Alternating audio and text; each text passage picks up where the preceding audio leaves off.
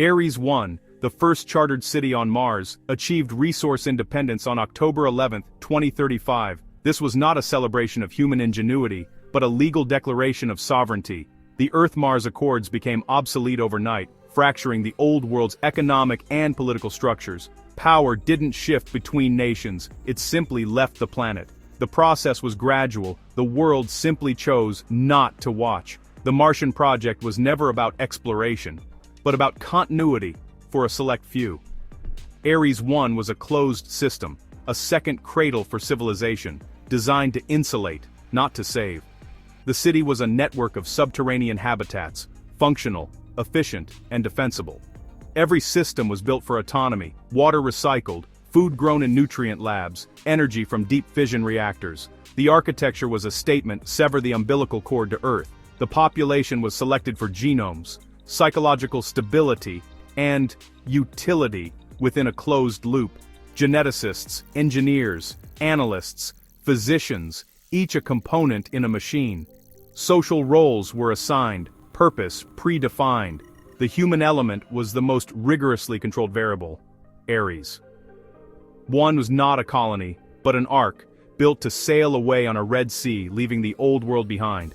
The city's systems were designed for absolute autonomy. Every component, every person, was chosen for their function. The language was always about backup, preservation, a controlled environment for a specific iteration of humanity. The architects didn't seek a new frontier, but a safe haven. The selection process was clinical, not heroic. The city's design reflected its mission: survival, not adventure. The Martian project was a quiet, unwritten mission to preserve a chosen few. The rest of humanity was left behind, watching as the ark departed. Ares 1 was the final, logical step in a process decades in the making. The path to Mars was paved with contracts, not dreams. Critical decisions were made in boardrooms, not laboratories. By the early 2020s, governments outsourced infrastructure to private corporations. Space was the last, most significant asset to be privatized. The Artemis Accords enabled commercial exploitation of celestial bodies. Space became a territory for economic gain, not shared heritage. National debt and political paralysis made public projects impossible. Only private entities could act. Mars consortia, tech, mining, bioengineering firms offered solutions in exchange for ownership. Governments, eager to offload responsibility, agreed. The future of humanity in space was sold, piece by piece. The public narrative was partnership, but in reality it was a transfer of power. By 2028, no nation could independently reach Mars. All became clients of the consortia. The inevitability was structural, not technological. Mars became the ultimate gated community, a calculated disengagement from Earth's problems. The construction of Ares 1 was not exploration, it was escape. The old world's problems became market opportunities for those who could leave. The signals were never hidden, just misread. The gig economy was a beta test for deconstructing the employee, conditioning a generation for instability and disposability. This model fit the Martian project: temporary contracts, performance-based residency, no long-term obligations. Digital surveillance became normalized, traded for convenience and safety. On Mars, total data collection was necessary for survival, not seen as oppressive. Gamification, points, leaderboards, achievement badges, became tools for motivation, seamlessly integrated into the colony. Social standing and privileges were tied to a civic contribution score, a gamified metric of utility. Compliance was enforced through status and reward, not force. The retreat into curated digital realities on Earth prepared people for Mars's closed information ecosystem.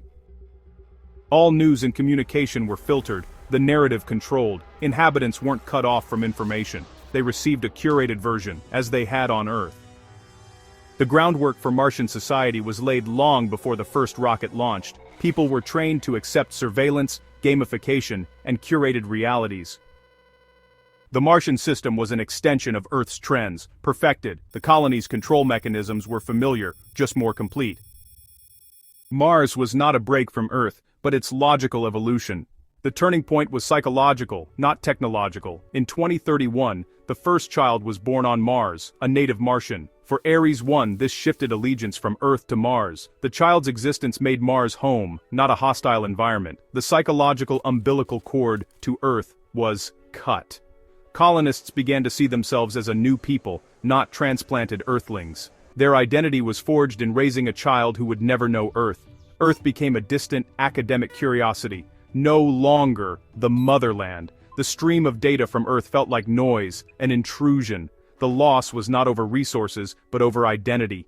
Humanity now had a second independent branch. Independence was enacted not with words but with the birth of a new generation. The point of no return was crossed in a single biological act. Ares I broke the structures of terrestrial power. Martian consortia controlled the most valuable asset, a self-sustaining off-world population. Earthly governments became supplicants, negotiating for access to Martian technology and resources. Society on Earth fractured, those connected to the off-world economy and those left behind. A new elite emerged, Martian proxies managing terrestrial assets. The Martian social contract was rewritten. Value was measured by contribution to survival. Efficiency was rewarded. Underperformance meant loss of privilege. Society was governed by the logic of a life support system, not ideology. On Mars, purpose was singular: ensure the system's continuation. Creativity and relationships were valued only for their utility.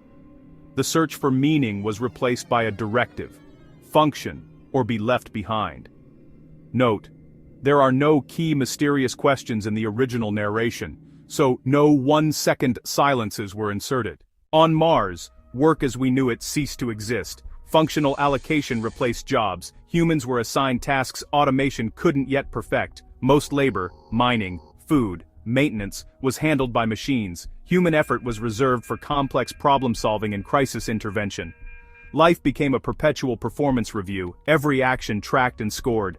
The civic contribution score determined status, housing, and privileges. The pressure to perform was internal. Survival and status were synonymous with output. Mars's technologies, autonomous factories, AI logistics, were exported to Earth, making human labor obsolete. Mass unemployment followed, social safety nets collapsed. The loss of work hollowed out social identity and purpose. Mars provided one answer: be a component. Earth was left searching for meaning in a world that no longer needed its labor.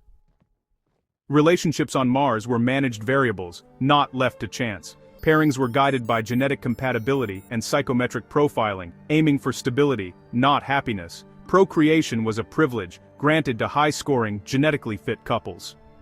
Children were raised communally, their development optimized and tracked. The nuclear family was seen as inefficient. The village was the system.